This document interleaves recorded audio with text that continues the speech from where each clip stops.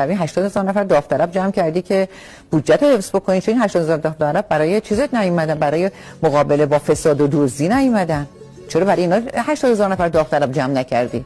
چطور نگران حجاب بودی اما نگران فساد نبودی؟ نگران این همه دزدی و اینو سن میگه بانک آینده 30-40 میلیارد گم شده. مگه میشه؟ مثل اون برنجایی که گم شده بود، مگه میشه چیزی گم بشه با اون رقم اینچنین؟ مگه چه میدونم مثلا یه نقطه کوچیکی که گم شده.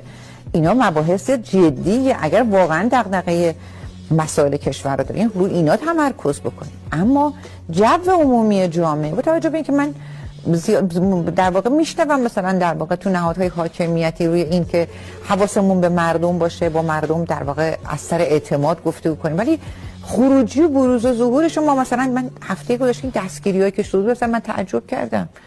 مبنای ارتباط امنیتی با افراد جامعه رو تغییر بدی. هر روز یه بامبول جدید، یه روز نمیدونم چرا قانون حجاب نیست، یه روز چرا زن‌ها سوار موتور شدن، یه روز نمیدونم عکسای چنانی منتشر میکنین دیگه.